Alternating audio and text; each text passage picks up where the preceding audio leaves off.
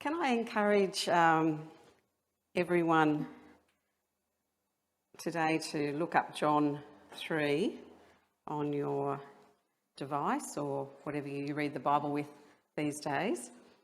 And we don't have any younger children in church this morning, but there might be some on Zoom. And so can I encourage any families on Zoom, if you've got kids about 9 years of age and older, to actually get them to listen to the sermon this morning, and especially for young teens. And that's because the sermon is relevant for you. Try to follow it, and if I lose you, well, that's on me. What must we do? In January, Lindsay and I love to watch the tennis. That's our kind of sport month.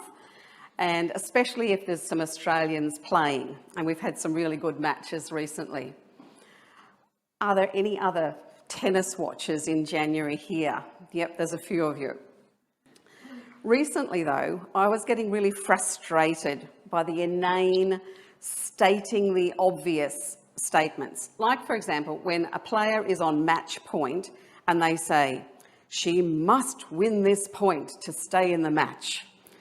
And so I'd been reading a lot of John 3 in preparation for this sermon.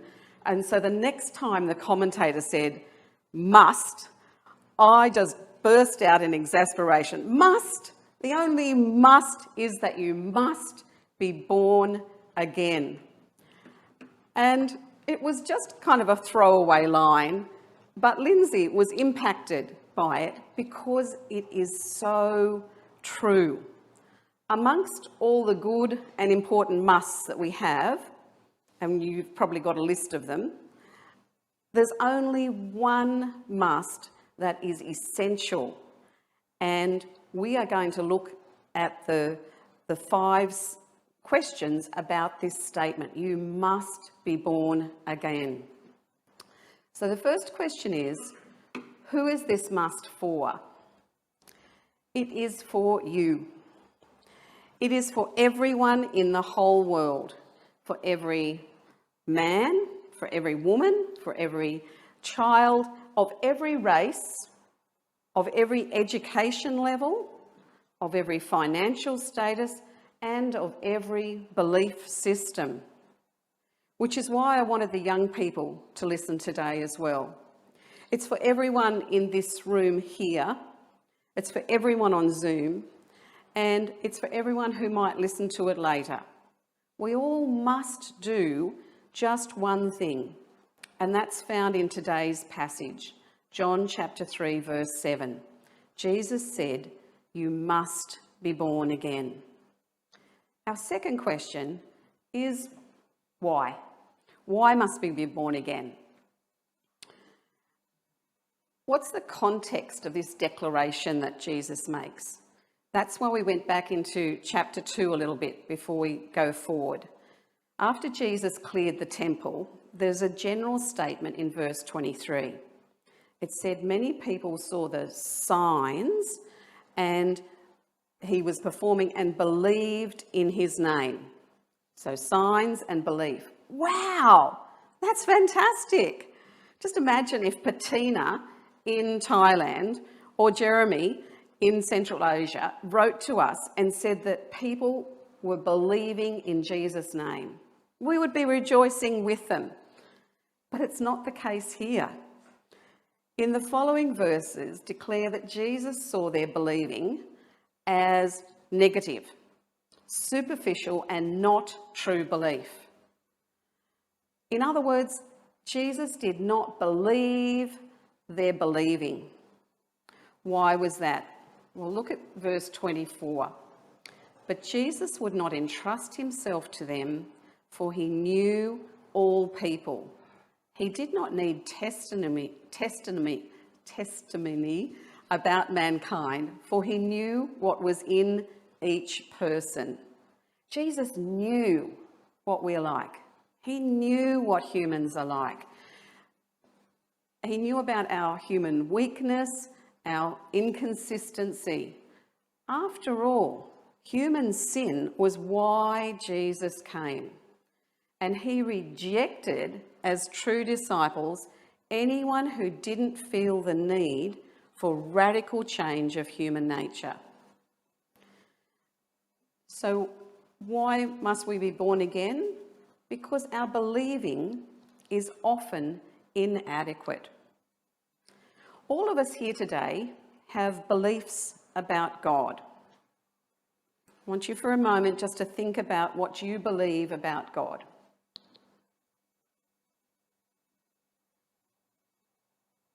What are your core beliefs? And how would Jesus judge your beliefs? Would he say it's true belief? Well, maybe looking at the example of someone who had inadequate belief, like Nicodemus, we will be able to answer that question. Who was Nicodemus? He was no average Jew. He was a super duper important one. He'd been studying the Bible his whole life and trying to do every single thing it said. He was a Pharisee, and they are very religious and they love to keep all the rules. We don't quite have a present day equivalent at our church, but they would be Christians who we look up to, who study the Bible deeply, and who try and live godly lives. We've probably got some names that come into our mind with that. And he was also a member of the Jewish ruling council, the Sanhedrin, which is the equivalent of the Jewish Supreme Court. And this guy is the example of inadequate belief. Now, Nicodemus comes to Jesus at night. He didn't want to be seen associating with Jesus. And he was also in the dark about who Jesus really was. But in his favour, he actually comes to Jesus with all his inadequate belief.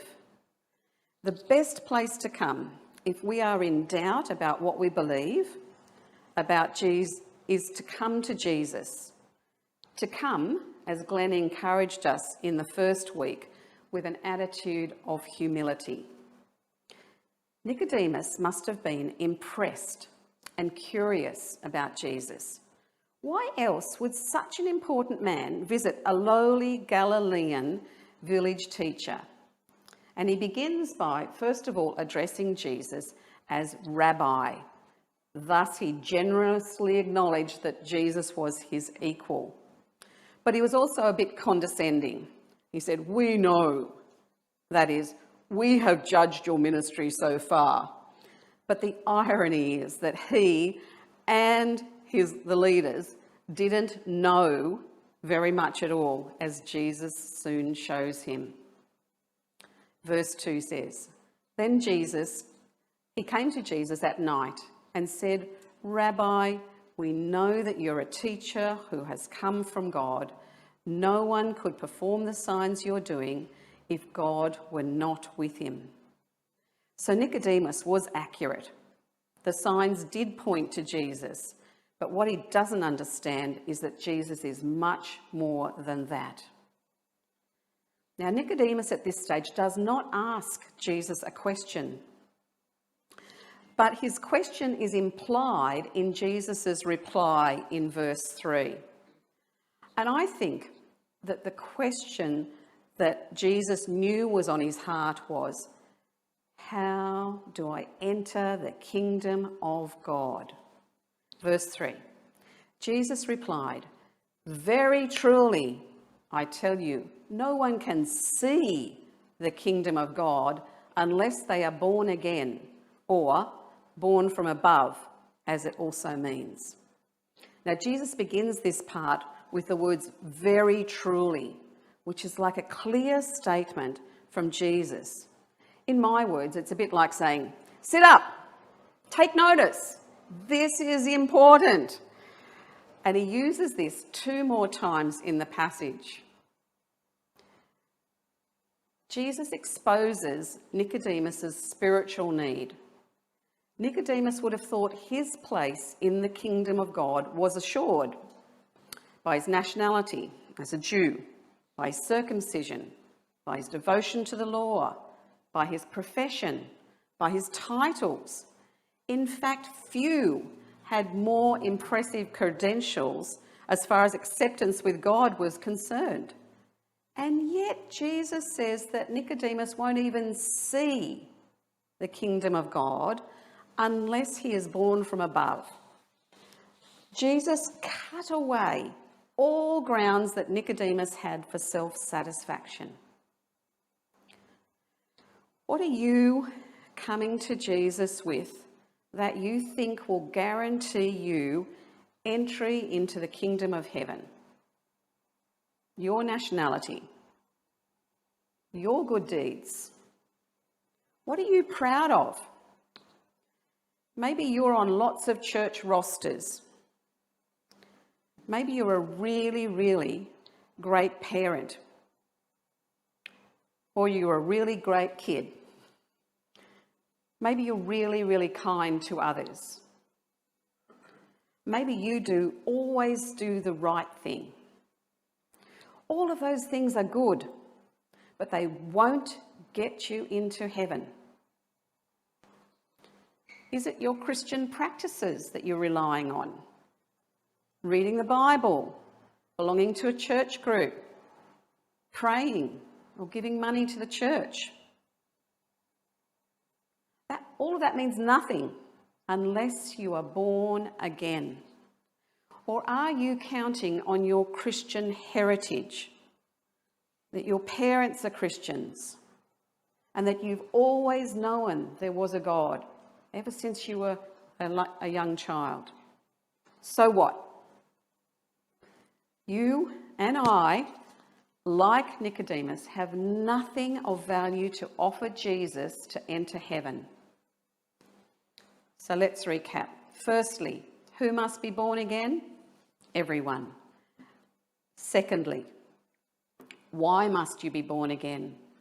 Because your believing is inadequate and you have nothing to offer to God. Thirdly, how can you be born again?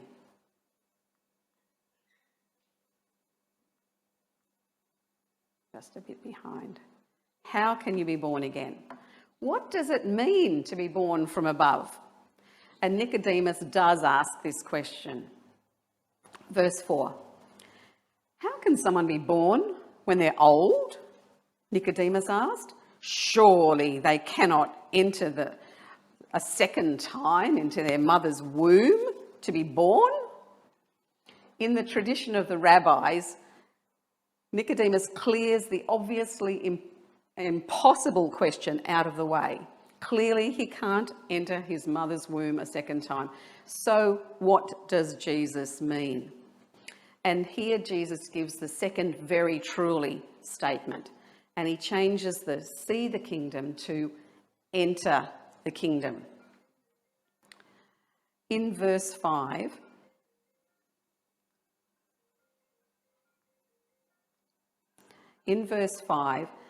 it says, Jesus answered, "Very truly, I tell you, no one can enter the kingdom of God unless they are born of water and the Spirit." Now, this answer has a rich tradition for the Jews, especially for a learned one like Nicodemus. I'm only going to give you one example from the Old Testament that speaks about this. It's in Ezekiel 36, in verse 25 to 27. And it's got a linked picture of water and the Spirit. God will sprinkle his people with clean water and give them his Spirit. I will sprinkle clean water on you, and you will be clean. I will cleanse you from all your impurities and all your idols. I'll give you a new heart and put a new spirit in you. I will remove your heart of stone and give you a heart of flesh. I will put my spirit in you and move you to follow my decrees and be careful to keep my laws. This birth from above is different from birth from the flesh. It's not because Abraham was your ancestor, but it's a direct action from God. God will make you his child. And just lost my place then. God will make you his child from above by his Spirit. Jesus declares that you must be born again, and that you is plural. It means the whole nation of Israel, and in verse 16 he extends it to the whole world. And it's going to be a little bit mysterious and unpredictable, like the wind. But the effects, like the wind, are going to be, of this new birth, are going to be undeniable. God's creative power can change human lives. And I can testify to that, and so can others. That means slide 13. How can you be born again? Well, the first part of how you can be born again is by a supernatural work of God's Spirit to cleanse you from your sin and to renew you by giving you his Spirit. So it's all God's work, the first part of being born again. Now Jesus reveals the second part of being born again with the last very truly statement. He has to receive the truth about Jesus. He has to believe. And I was so thankful to Jen for her children's talk, which I realised is all about different ways of believing. The first three were inadequate ways of believing, and the last one is real belief. He has to believe that Jesus came from heaven and that he is the unique Son of Man. And then the second thing he has to believe, he uses another vivid Old Testament image and applies it directly to himself. So in Numbers 21, verses 4 to 7, we read about how the Israelites sinned against God and they were poisoned by poisonous snakes. And God instructed Moses to make a bronze stake and put it up on a pole. And if you were bitten by a snake, you had to look up in faith to the bronze snake and you lived. Jesus also was lifted up and put on a pole. He was raised, he was lifted up to pay the penalty for our sin.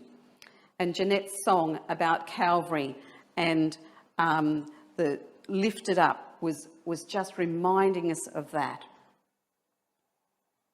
We have already been bitten by the snake. We are already all in sin. But if we look in faith to Jesus, we won't die. Instead, we will receive eternal life. So Nicodemus had to believe, secondly, that Jesus died on the cross for him. And now we come to the fourth question. Why did God want us to be born again? And we come to that most famous verse in the Bible, John 3:16, which many of you have probably learnt off by heart, where we learn why God wants us to be born again. Because of God's great love. For God so loved the world that he gave his one and only Son, that whoever believes in him will not perish but have eternal life. God so loved the world. This is a bottomless depth of love. It was a costly love. He gave his one and only Son. And the scope of that love was far greater than Nicodemus or Israel. It was for the whole world, for every man, woman and child. And the purpose of God's love was so that you would believe, so that you would have eternal life and so that you will not perish. Now is our last question. When must you be born again? Not just before you die, it's now. The world and each one of us has a choice to respond. How are we going to respond to God's great love gift? Jesus was coming as the light, and as he came as the light, that forces us a choice on every person. We are already perishing because of our sin, but because we are perishing, Jesus came. God's goal has always been salvation. He wants to reverse the human problem repeated continually since Adam and Eve. Will you come into the light, knowing that your sin is going to be exposed? Will you open up your life to God's scrutiny? This is a painful but necessary step to being born again. As we come into the light, Jesus shows us our sin, then we can repent and ask for his forgiveness. Or will you shrink away from his light and refuse to believe that Jesus has been sent to save you, or that you even need saving? Do you refuse to believe that you are perishing? Will you reject God's love and, as a consequence, be condemned? The only way to escape that condemnation is to be born again. Please don't put it off. Whether you are 90 or 9 or somewhere in between, do it today. Or maybe you realise, like Nicodemus, that your believing has been shallow. I invite you to pray with me.